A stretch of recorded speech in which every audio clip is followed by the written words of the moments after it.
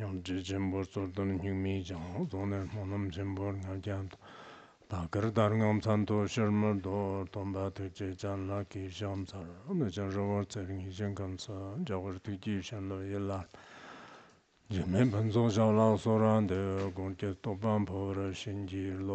This unsurpassed, profound, and wondrous Dharma is rarely encountered in countless eons. Now that I can see, hear, and am able to uphold it, may I fully realize the Tathagata's true meaning. To liberate all sentient beings, please generate the supreme bodhicitta. Next, let us continue our study of the Udāna Sūtra. Today we will focus on the chapter on honor, which is primarily intended for the monastic sangha, so most of the content here will resonate more deeply with monastics.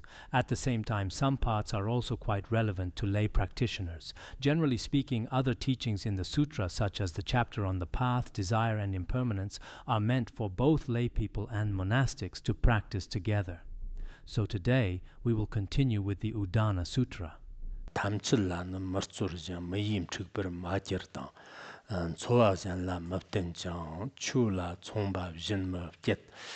The verse here tells us, "Do not chase worldly gains. Let your virtues remain unknown. Do not rely on others for your livelihood. Do not peddle the Dharma like a merchant." What is this mainly about? The primary story behind this verse is that during the Buddha's time, a bhikkhu approached him and asked how to practice meditative concentration well, remaining completely free from distraction without becoming distracted. But what was his real motivation? He actually wanted to receive fame and gain from others. He thought that by practicing meditation, he would win people's approval and reap the benefits they would bring him. That was the intent behind his question. In response, the Buddha spoke the following verse to answer him. The meaning is, "Do not chase worldly gains. Let your virtues remain unknown. Do not rely on others for your livelihood. Do not peddle the Dharma like a merchant." In our spiritual practice, we shouldn't place too much value on fame and gain. If we focus excessively on fame and gain and deliberately chase after worldly concerns, such as the 8 worldly concerns including status, wealth, and offerings, then in reality our practice will end up being ruined. At the same time, whatever virtues we have, including study, contemplation, meditation, wisdom, or concentration, be sure not to boast about them to others. If you do so, you are merely showing off. We see people who, the moment they meet someone, just go on and on about their own merits. If we really want to speak of something, it is better to reflect on our own shortcomings and faults. Only in this way can we become true practitioners. Next is, do not rely on others for your livelihood. As practitioners, whether concerning our livelihood or our lodging, we should try our best to be self-sufficient. If our entire livelihood relies completely on benefactors or other people to support us, then depending on these benefactors can easily give rise to anger or attachment. Over time, our practice of the sacred Dharma will gradually fade away. This might be a common issue nowadays. When people hand over their lives to others, they simply follow wherever they are directed. This includes certain teachers and practitioners who rely too heavily on others. You end up having to constantly please them simply because they provide for you and support your daily material needs. However, since these supporters may not always have a deep spiritual realization, as a result, over time, the practitioner loses their independence. Even if they offer their own guidance, the supporters might listen at first, but gradually they stop listening altogether. Eventually, the practitioner is just swept along by these benefactors, leaders, or anyone else who influences them. That is a real danger. Moreover, when practicing the Dharma, we shouldn't treat it like running a business. If your realization of the Dharma is not very high, you might end up teaching the Dharma to others simply to get offerings from them. It turns into a kind of transaction with a buyer and a seller. In this kind of transaction, you might feel compelled to boast, claiming to be deeply learned, pure in precepts, or masters of the Tripitaka. You end up just promoting yourselves. If you promote yourselves like this just to gain material wealth, you will lose your aspiration for the way. As it is mentioned in the commentaries, some practitioners would initially refuse to lie even for 1,000 Karsapana gold coins. In other words, this may refer to the same person changing over time. Alternatively, some people wouldn't lie even for 1,000 gold coins, while another person would lie for just a single coin. This shows whether we truly value the Dharma. If someone genuinely cherishes the Dharma, they wouldn't act like this. For instance, the Sutra on observing the practice of all phenomena has an explanation along these lines. It basically means, though walking amidst worldly affairs, one remains untainted by them. That is to say, as we live in this world. Some people, whether they encounter merchants, major benefactors, or their own followers, will not be corrupted by them. I actually think that for many practitioners, perhaps the greatest demonic obstacle is fame and gain. This is a very real challenge. Take ourselves, or the people around us. Before they had fame, gain, and wealth, they were exceptionally pure practitioners. But once they gained these things, they really did change, sometimes completely. Some of us might be ordinary monks who think, I'm not like that, I wouldn't do that. But right now is the time to reflect on this, because fame can come very quickly these days. Look at some social media influencers and bloggers today who used to be completely ordinary people, but through a stroke of luck they suddenly gather huge crowds with millions of fans and hits. Once that happens, even the way they speak and walk completely changes. We monastics may not be on camera every day. In fact, many regulations currently prohibit monastics from appearing on camera at all. This feels a bit unfair because monastics are people too. Why can't we appear? We aren't allowed to trade, nor are we allowed to teach the Dharma publicly. It sometimes feels as though monastics are treated almost like prisoners, completely stripped of their right to use any form of media. However, if monastics or certain practitioners could share their perspectives in different places, such as discussing the biographies of great masters or their views on science and Buddhism, that would be helpful. Even if sharing religious teachings is restricted, we should at least be allowed to share traditional culture. If even traditional culture sharing is prohibited, the situation becomes extremely difficult and, frankly, quite unreasonable. Yet, when faced with such unreasonableness, we can only keep these thoughts to ourselves. We either dare not speak up or are simply unable to. Nevertheless, whenever we have the opportunity, we should speak up, especially when it comes to the truth. As for these profound truths, I think that as practitioners, monastics, or Buddhists, we have a duty to share them. I notice some lay Buddhists out there constantly talking about health regimens, medical tips, and topics that have nothing to do with the Dharma. Even when they do speak, it is unclear whether their advice actually helps or harms others. But of course, from a worldly perspective, it is fine for them to talk about these things. However, as followers of the Buddha, we could surely do more. It wouldn't be so daunting to gently and skillfully share a little of the profound teachings we have studied and practiced in this life. Sometimes I truly feel that in this world, if everyone shrinks back in fear, completely withdrawing, without the courage, the will, or even the interest to share the most basic truths of the Buddha with others, that is a real tragedy. This is how I see it as a Buddhist. Regardless, many of us sitting here today might become famous in the future. As the saying goes, 10 years of hard study goes unnoticed, but one stroke of success makes you known to the world. When we achieve such fame, there might be certain benefits as we gain the capacity to propagate the Dharma and benefit beings. Unlike the past when we were obscure and ignored by everyone, fame brings its own drawbacks. At that point, our arrogance, jealousy, and competitive mindset will all surge forward at once.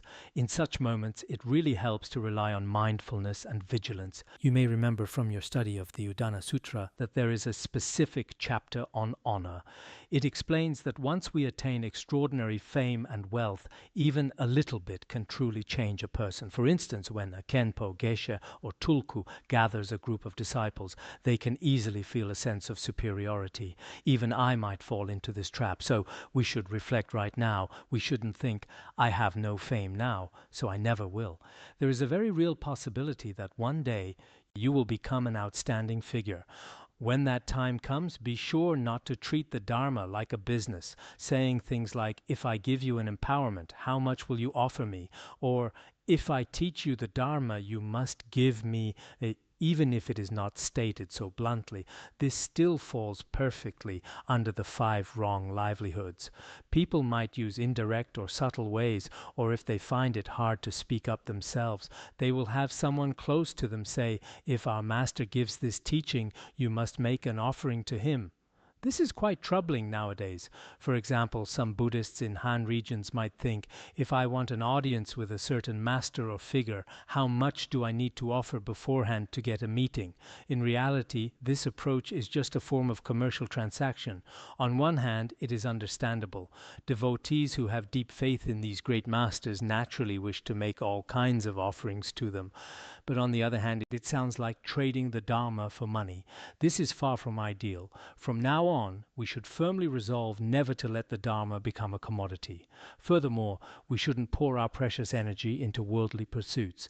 This is something others can easily see, and we can see it in ourselves too.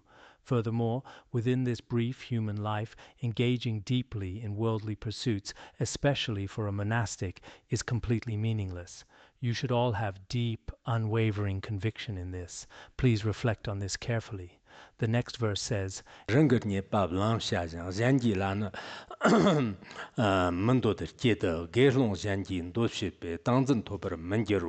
accept what you are meant to receive, and covet not the belongings of others. A monastic who craves the wealth of others will find meditative concentration hard to attain. The main message here is that acquiring material gain can cause tremendous harm to our practice, because when you acquire fame and gain, as mentioned earlier, it becomes the greatest obstacle on the spiritual path. In fact, such gain is a kind of demonic obstacle. Speaking of demonic obstacles, sometimes we imagine Mara Papian as a creature with 9 heads and 18 arms, or bearing exposed fangs, looking incredibly terrifying and cruel. But the truth is, demons appear in all sorts of forms. Sometimes they might take the shape of an exceptionally attractive person, an expensive object, or an outstanding reputation. For any practitioner, the demons around them manifest in countless ways. These obstacles do not necessarily require you to have a nightmare or to encounter a terrifying evil spirit. It doesn't always work like that. As the ornament of clear realization and related Mahayana sutras explain, anything that hinders your spiritual practice is a demon. Right? If our practice cannot be completed perfectly from beginning to end and fails halfway, then that is the demon. So we can easily observe our own lives.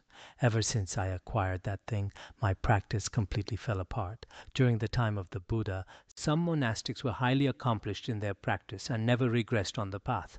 Devadatta initially received some material support and offerings, but he was never truly satisfied. He constantly thought he deserved more, and that having greater wealth would be ideal. Driven by this greed, he went into the city hoping to obtain finer and more valuable possessions. In that city, there was a man who was extremely possessive of his wife and guarded her closely. When the husband was away from home, Devadatta, not out of any lust for the woman, as that was not his motive at all, but simply out of a blind greed for wealth, accidentally wandered right into their house. Just then, the husband returned and discovered Devadatta trespassing in his home. Enraged, he grabbed Devadatta and beat him severely. His alms bowl was smashed to pieces, and his Dharma robes were torn apart. In the end, he had to leave, feeling deeply saddened and disgraced. When he returned, the Buddha used this as an opportunity to teach, a practitioner must never be overly greedy for fame and gain. Otherwise, it will cause others to develop aversion, causing them to lose faith in the Dharma, and all the spiritual qualities you have cultivated will be completely destroyed. It was in this context that the following 3 verses were taught. The profound meaning of this verse perfectly captures the lesson of this story. Accept what you are meant to receive. This simply means you should accept what you are legitimately entitled to receive. For instance, when offerings are given freely and properly by others, or when you receive offerings for reciting sutras as a practitioner, it is perfectly fine to accept them. There is no fault or impurity in doing so. Such pure offerings can and should be received. You should comfortably accept them. Some of us, especially right after taking ordination, might proudly declare, "I will not accept any offerings at all." But if you take that stance, you will have absolutely no income. Your own family cannot necessarily support you every single day. Therefore, as a monastic, things like prayer offerings or spontaneous donations are genuinely yours to receive. You can accept them. I remember back in the early days when living conditions were quite difficult, there were some phawa ceremonies being performed. Somewhere around where we lived at the time, I'm not sure where that place would be now. There was a Khenpo performing the phawa practice. I won't mention his name as he's quite well known now. This Khenpo was leading the phawa practice. After the session ended, he refused to accept any offerings. Then someone approached him with 2 yuan and a kata. Back then, katas weren't the flimsy kind you see nowadays, the kind that fall apart so easily. The donor earnestly tried to offer it to the Khenpo, but the Khenpo kept refusing. They went back and forth until they literally pushed each other all the way up to Longquan Well. I still don't know if the offering was ever accepted in the end. Years later, that master gradually started accepting some offerings. I teased him, saying, "You used to refuse even 2 yuan, so why are you so relaxed about it now?" People naturally change like that, especially right after taking ordination. You feel a strong urge to live an exceptionally pure life. You refuse offerings from your family, and you refuse offerings from anyone else. The commentary addresses this by stating that generally speaking, regarding reasonable offerings, refusing what is rightfully yours on one hand, while craving what belongs to others on the other hand, both serve as severe distractions. Both destroy meditation, and neither leads to meditative attainment. So, based on this commentary, we can see that some people, including those who left last year, such as certain Khenpos and Dharma friends, adamantly refuse all offerings. And if you refuse absolutely everything for a prolonged period, you might find it completely impossible to survive. Nowadays, some people do rather strange things. They refuse offerings, and eventually, when they have no other choice or support from home, perhaps because they have been ordained for a very long time and time has simply passed them by, they are left with no source of income. They end up renting a small room and going out to work as food delivery drivers. They become delivery riders on motorbikes. Yet, if someone genuinely tries to offer them something, they still won't accept it. Perhaps they think, "I will earn my living through my own hard work." But in truth, that view misses the point. If you recite prayers properly and sincerely, offer your blessings, you wouldn't need to ride around delivering food. Those offerings are something you are legitimately entitled to receive. When others make offerings to you, and you dedicate yourself to reciting prayers with genuine focus, that is entirely appropriate. Of course, the prayer recitation itself must be done properly. For instance, when we recite prayers together, sometimes the monastic steward has to reprimand people saying, "During this 1-hour prayer session, you haven't recited a single word. You've just been chatting the entire time." People are not making offerings just to sponsor your conversations. Your chatting isn't worth anything. Out of 2 hours of prayer time, or even 1 hour, how much of that time were you just talking? Because when people request prayers, they might be seeking liberation for the deceased or blessings for the living. So, as practitioners who genuinely observe the law of cause and effect, accepting offerings is perfectly fine. As this verse clearly states, accept what you are meant to receive, but do not covet the belongings of others. If a monk gives in to craving wealth, always coveting what belongs to others, they will find it extremely hard to achieve meditative concentration, because if someone is constantly craving wealth, they're obsessing over it during the day and obsessing over it at night. This destroys genuine practice. For a true practitioner, fame and wealth are genuinely detrimental. Ideally, we should avoid falling into either extreme. If you have too little, you cannot even cover basic necessities like food and medical care. When we first arrived at the academy, conditions were very harsh. But back then, we didn't feel it was hard. But if there's too much, like there is now, it really does create a great obstacle to practice. So what is rightfully yours, you may receive. As long as you don't covet what belongs to others and practice well, that's perfectly fine. When we first arrived at the Larungar Academy, the living conditions were extremely harsh, yet back then we didn't feel any hardship at all. If material comforts become too abundant, like they are today, they can actually create immense obstacles to practice. Therefore, it is perfectly fine to accept what is rightfully yours. As long as you do not covet the belongings of others and continue to practice diligently, accepting such things is entirely appropriate. Especially for a spiritual practitioner, a comparing mind makes attaining meditative stability very difficult. As a practitioner, having your basic daily necessities met is enough. However, in this current degenerate age, we find that genuine meditation, pure discipline, and profound wisdom are all becoming increasingly difficult to attain. With the culture of fragmented information so widespread today, at a time like this, our restless minds are constantly churning. It is incredibly difficult to bring them to a halt. To put it plainly, if a person in their daily life remains completely unstained by unwholesome deeds, then whatever they earn is perfectly acceptable. I once saw a certain practitioner, a Rinpoche from another region, who stayed in a 5-star hotel in Hong Kong.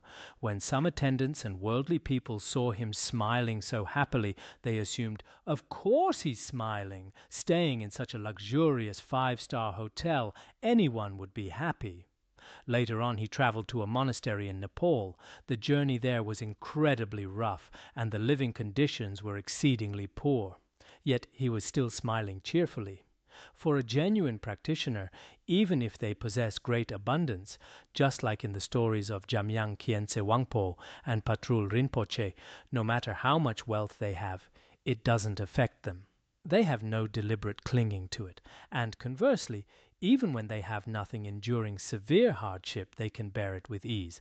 They are able to face adversity gracefully. That level of spiritual attainment is truly rare and remarkable, and that is exactly what we need to cultivate. Throughout our lives, there may be times when we enjoy fame, wealth, and everything seems to be perfectly provided. During those moments, we should be careful not to become overly arrogant or swept away. Worldly things are simply not worth clinging to. And conversely, if your fame and wealth are damaged or lost entirely, you shouldn't let yourself become disheartened. Being able to stand firmly on your own 2 feet is the mark of a truly excellent practitioner. However, actually accomplishing this is not always easy. Take Master Tangshu, for example, the author of Memories of Shadows and Dust. When he invited Master Hongyi to give teachings, he was based in Qingdao and was quite well known in the Shandong region.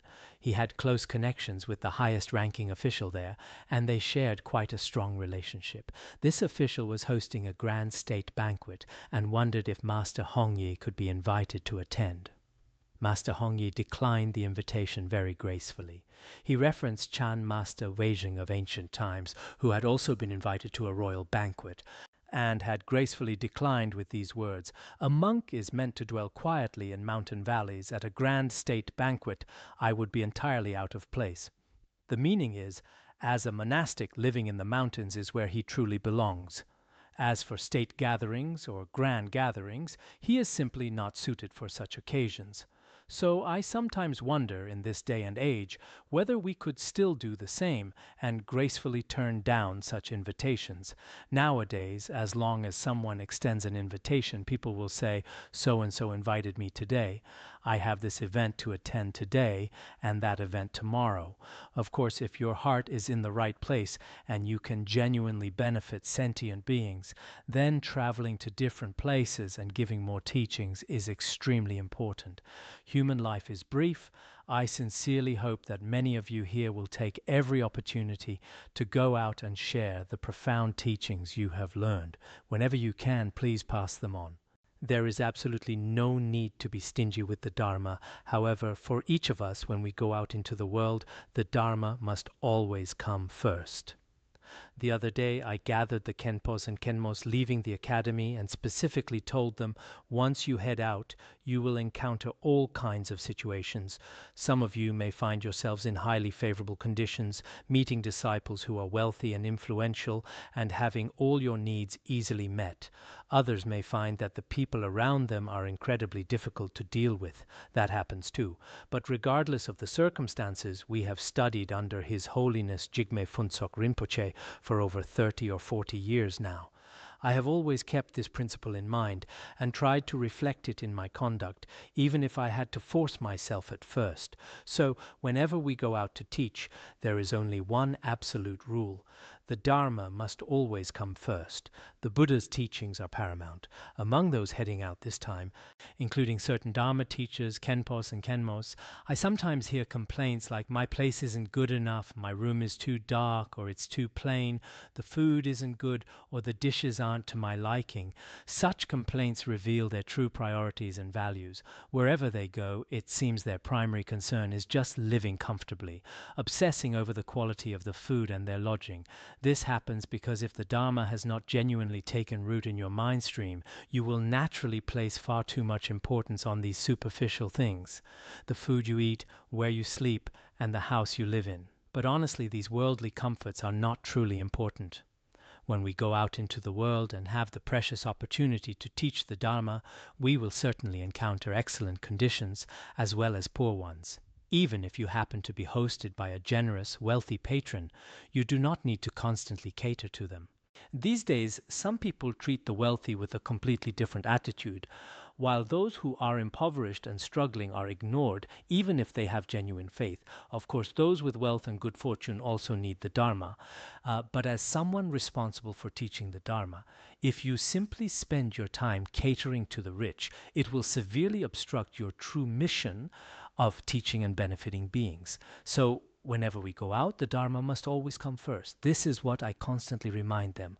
Otherwise, when encountering various situations after stepping out into the world, some people completely forget their original intention. This is especially true for some Dharma teachers, Khenpos and Khenmos. They might have no problem teaching the Dharma, but deep down they seem to lack a sense of responsibility. They lack the conviction of, I must accomplish this noble task. In truth, since we are here, the best approach is to stay quietly in the mountains or the monastery and dedicate ourselves to practice, recognizing the profound rarity of this human life. We have received so many profound pith instructions, such as Dzogchen, so we should practice them well. Alternatively, if we do go out into the world, we should do our very best to spread the Dharma far and wide. Beyond that, as a monastic, getting involved in all these other worldly matters is truly inappropriate. You might think, doing this makes me look good, or others will admire me, but others certainly do not view it that way. For example, constantly putting on a show online holds absolutely no spiritual meaning. For a layperson, catering to worldly trends is understandable. That is perfectly fine. But first, we need to clearly recognize our own identity as monastics. This specific chapter on honor is primarily addressed to the monastic sangha. So as a monastic, you need to deeply reflect, why did you choose to ordain in the first place? What is your fundamental responsibility as a monastic? What are you truly here to do? To genuinely study and practice, to teach the Dharma to others, and to benefit sentient beings. This is what truly matters. So, what is the core message being taught here? If you fail to maintain proper boundaries and discipline, your own spiritual practice will be incredibly hard to accomplish, and benefiting others will become even more impossible. That is the point. Kartib devran sundu chang. Kartib devra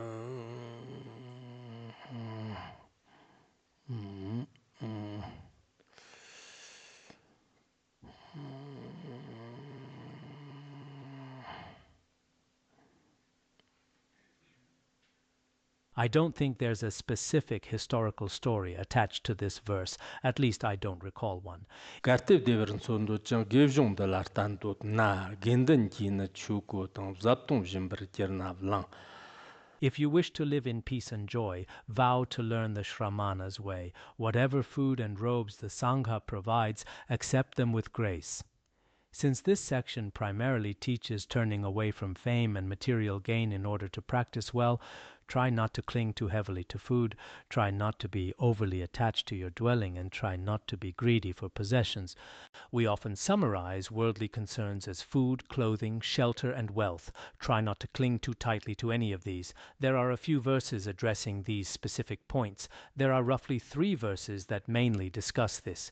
If you truly wish to practice well and at ease, to live a peaceful life, and willingly learn the conduct of a Shramana, you should accept whatever food and clothing the Sangha provides and receive them with a joyful heart, because as a monastic you cannot rely on running a business. In the past, monasteries were self-supporting. They could sustain themselves through certain commercial activities, but nowadays it is believed that monasteries shouldn't engage in business.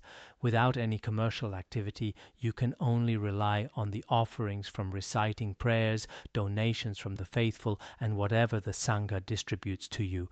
You should find these provisions completely acceptable. You cannot complain, "The candy at this Dharma assembly tastes terrible, I don't want it," refusing the candy from one assembly while eagerly accepting it from another because that one is better, or saying, "The drinks over there are much nicer."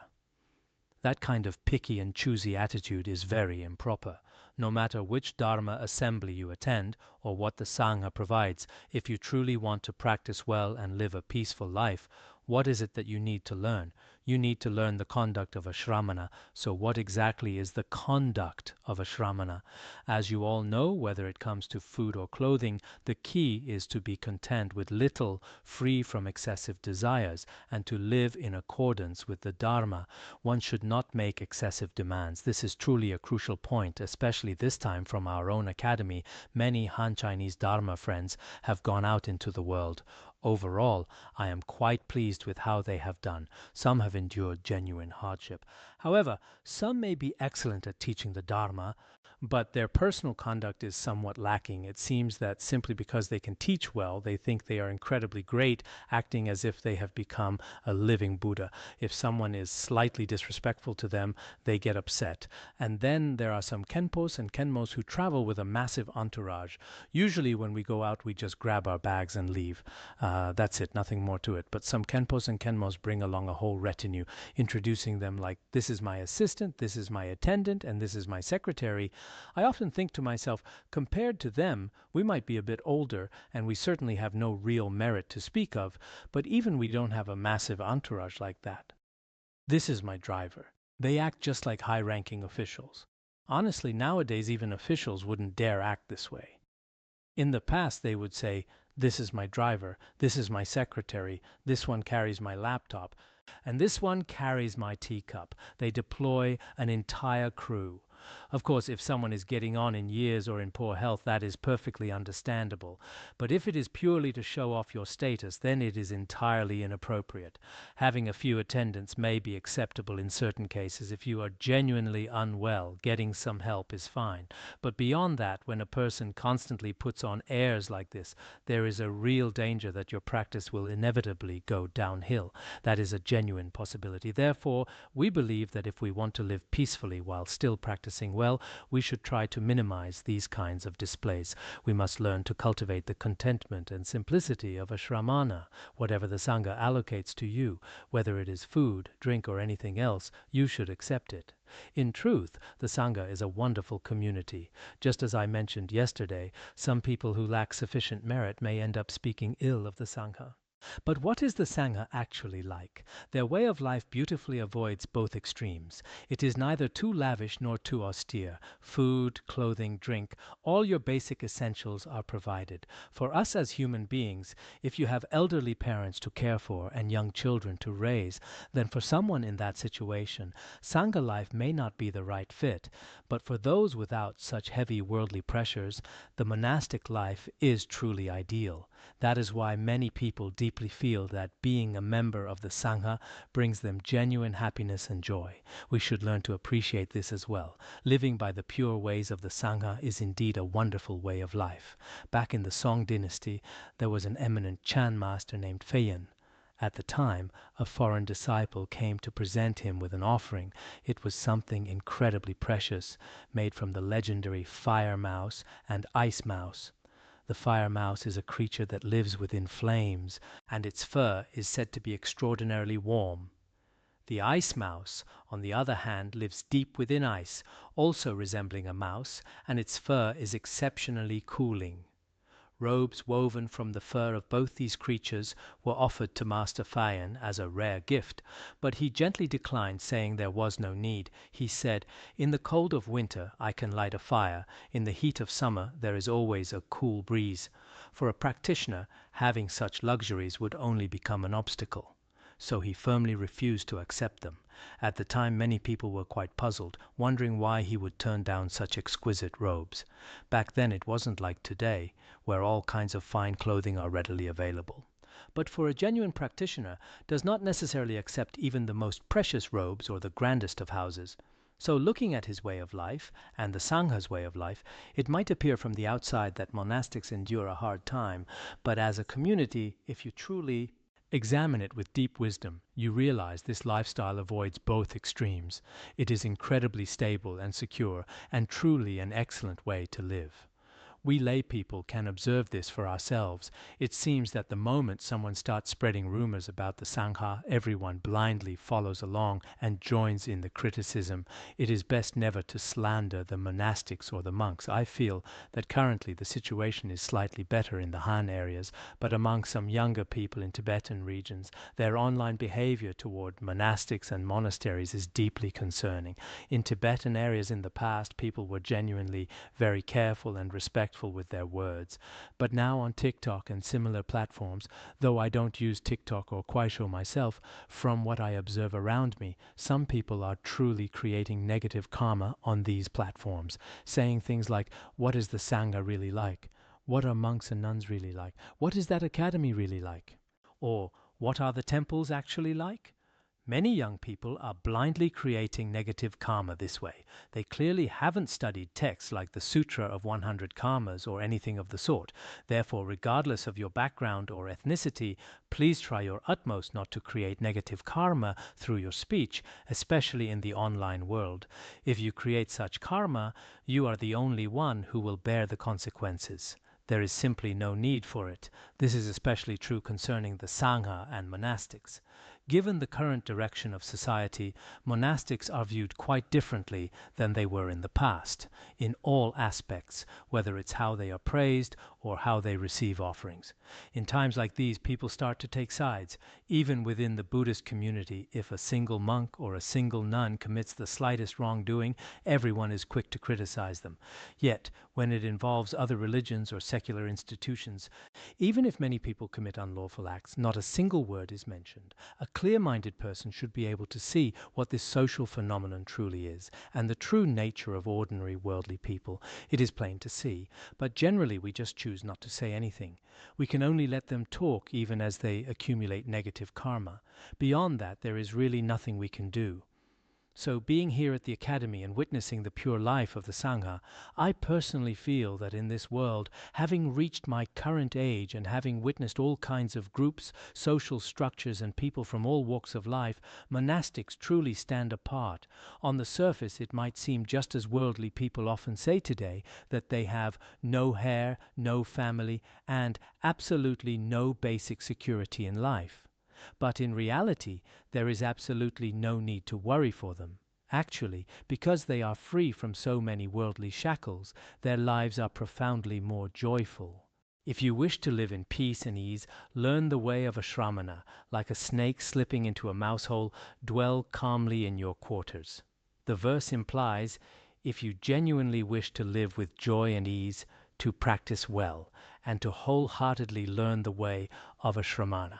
Now, regarding the way of a Shramana, many people mistakenly assume that monastics are engaged in harsh asceticism, but that isn't the case.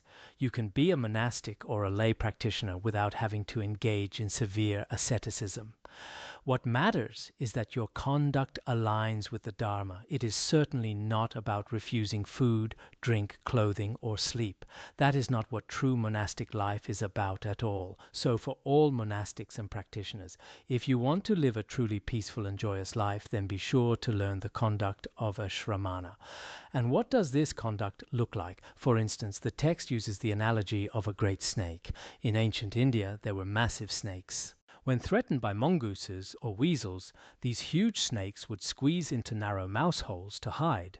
By doing so, it actually secures a form of freedom, because once inside, it is safe from external disturbances and harm. And once the danger has passed, it can simply slither away on its own. But while it rests inside that mouse hole, it never treats it as a permanent home. It remains there merely as a temporary shelter. The exact same logic applies to us. If you want to practice properly, live peacefully, and embody the way of a Shramana, then simply dwell calmly in your quarters. Simply settle into your current dwelling, whether it is a wooden hut or a sod-roofed house. Whatever your quarters may be, whether within a monastery or a Dharma center, just settle there. But when the time inevitably comes to leave, there is absolutely no need to cling to it. Yet some of us struggle with this. In fact, we had a case just like this in our own academy. Someone came here and treated building their house as the most important thing in the world. I have mentioned this story often in class. Up in our Mani Jewel area, there was once a practitioner. I used to hesitate to mention his name, but it's fine to say it now, since this happened over 30 years ago. It's been more than 3 decades now. His name was Jueguang, and he built a house right up there, at the very top of where we are situated now. He worked tirelessly for years, carrying heavy stones up the mountain every single day. At that time, his house was located on the shady slope of Larung, and it was the finest one there. When it was finally completed, I went up to visit once. He personally gave me a tour, saying, "This side is the kitchen, this side is the retreat room, and this over here is the yak dung shed." He had built so much all by himself, putting in as much effort as Milarepa building his tower.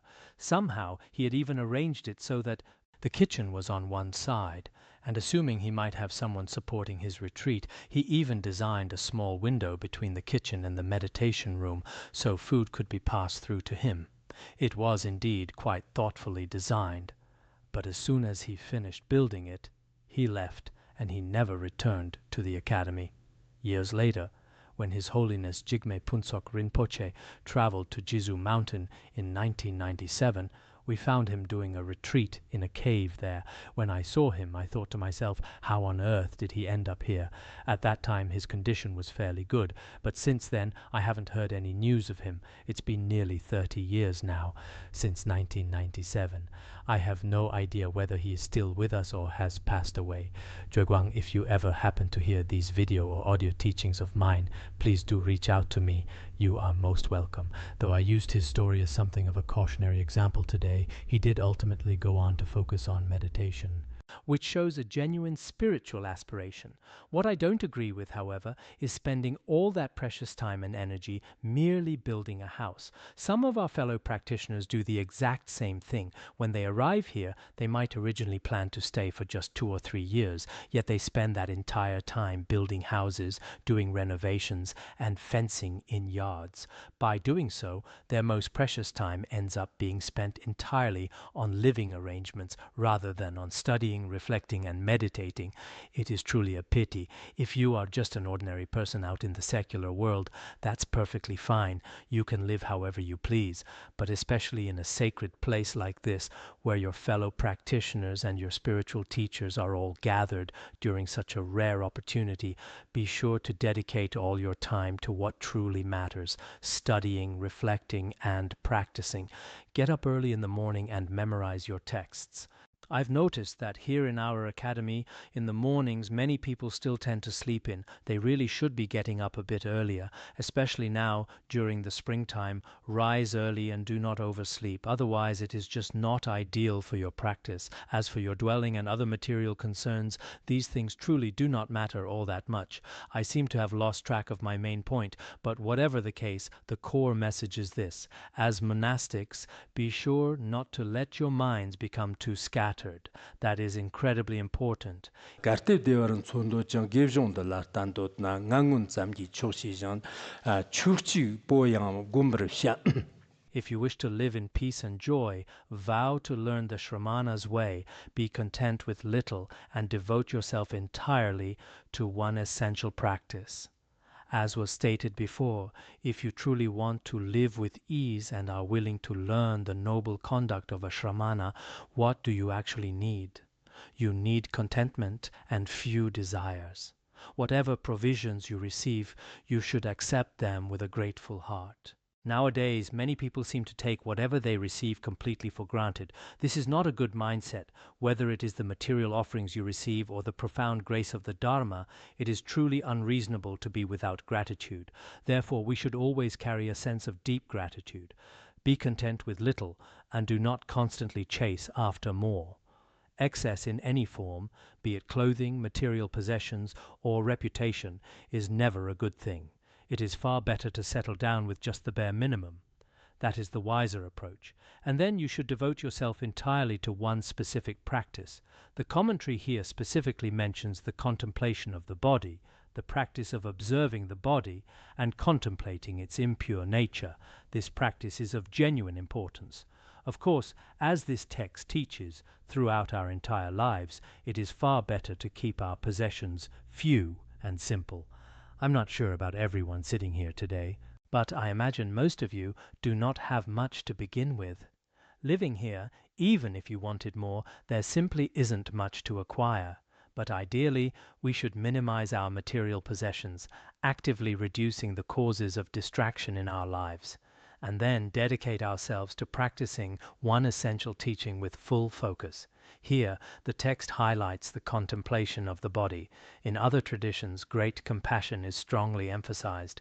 In others, the focus is entirely on Dzogchen. His Holiness Jigme Phuntsok Rinpoche constantly encouraged practicing Dzogchen, or dedicating oneself to the practice of rebirth in the Pure Land. These practices are truly of paramount importance. Speaking for myself, I often look at one teaching and think, this one is absolutely wonderful. Then I look at another and think, this one is wonderful too. Constantly grabbing at one practice and then jumping to another, in the end, you might end up achieving nothing at all. Take Geshe Chekawa and Geshe Sharawa, for example. Geshe Sharawa transmitted the 8 verses of training the mind to him over a period of 6 years, and Geshe Chekawa practiced those 8 verses of training the mind for 6 full years. It consists of just 8 short verses, yet both of them devoted 6 entire years to it. Both master and disciple dedicated 6 years solely to this one profound practice. That kind of single-pointed devotion to one teaching is truly vital. As you progress on the path, your practice really should become simpler and more focused. That is probably the better way. There was once a Dharma master named Guixing. Initially, his monastery was flourishing, attracting many devotees and abundant offerings.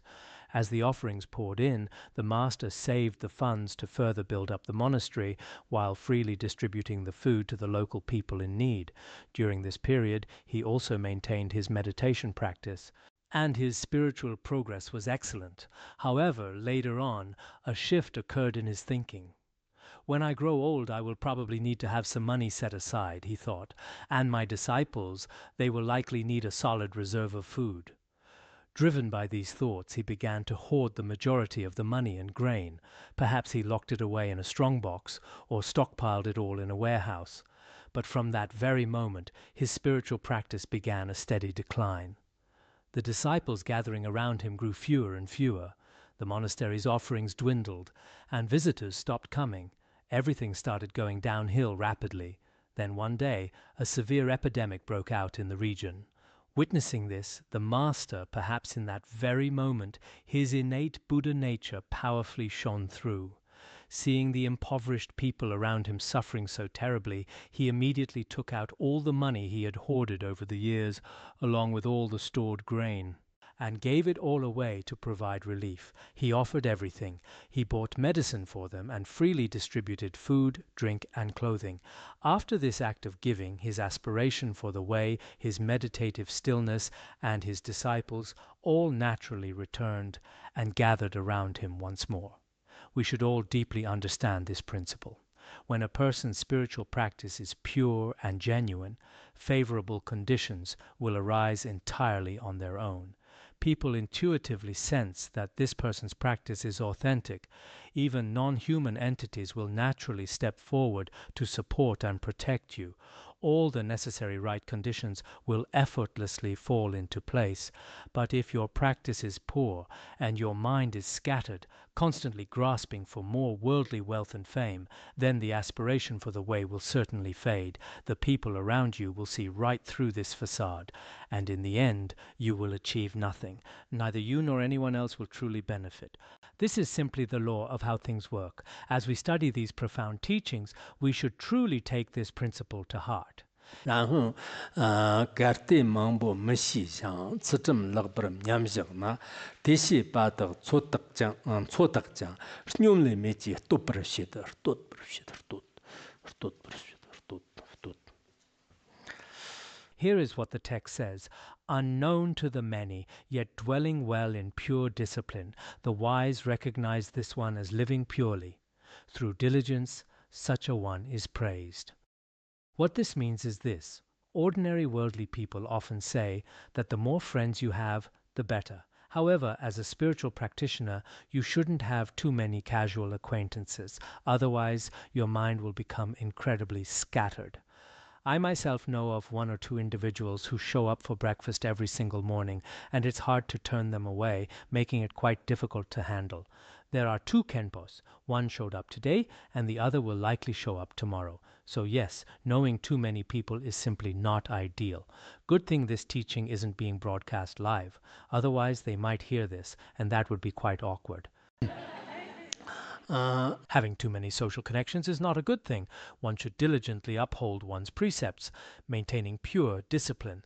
For example, there are the 7 categories of pratimoksha precepts, as well as the precepts of concentration and the uncontaminated precepts. Uphold pure discipline and remain steadfastly anchored in it. When someone lives in this way, and not engaging in too many worldly affairs, not maintaining an overly large social circle, but practicing sincerely and keeping the precepts pure, how is such a person perceived?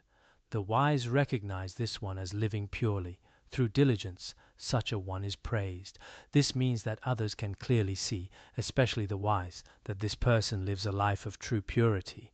Because this individual genuinely isn't entangled in too many worldly matters, isn't constantly hanging out with the wrong crowd, and doesn't just spend their days drifting along with the crowd.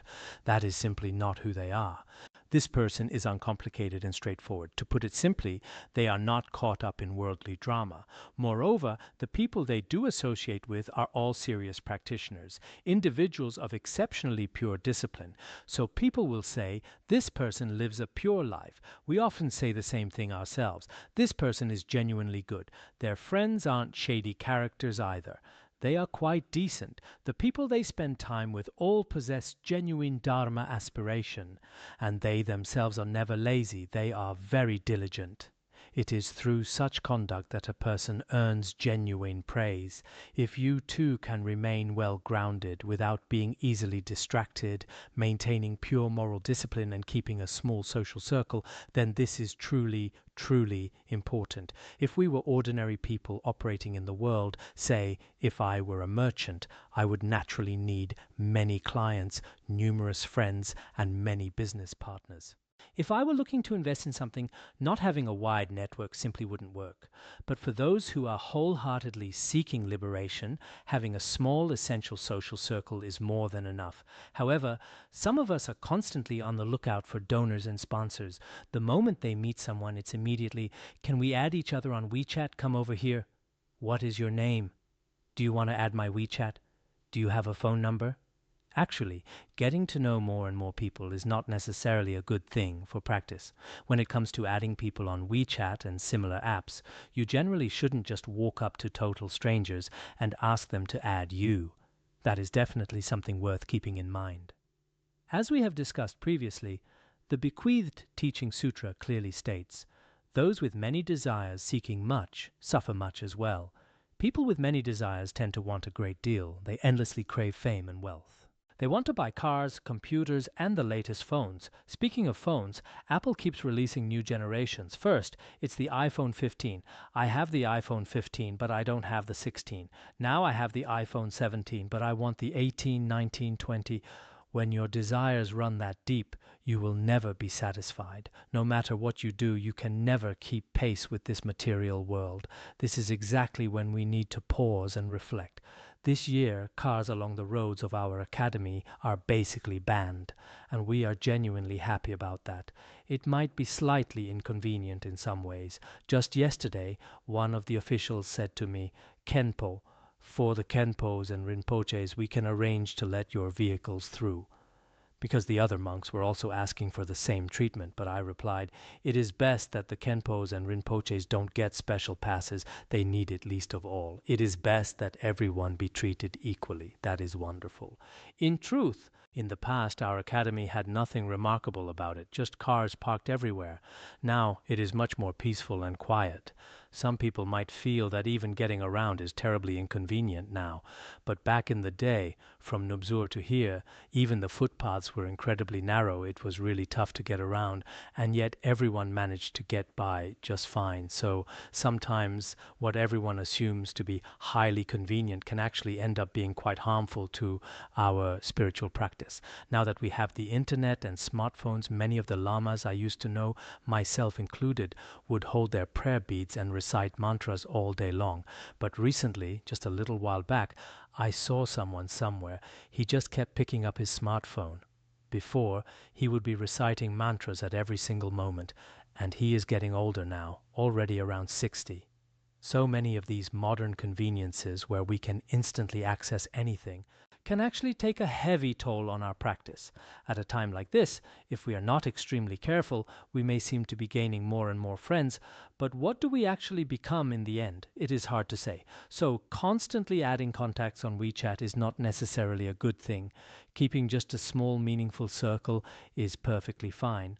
But for most people, after adding each other on WeChat a year or two down the road, nobody knows anyone anymore. That's just the reality of it. Therefore, we should all try to keep a low profile and quietly cultivate ourselves. This kind of grounded practice is what is truly meaningful. All right, that's all for today's teaching.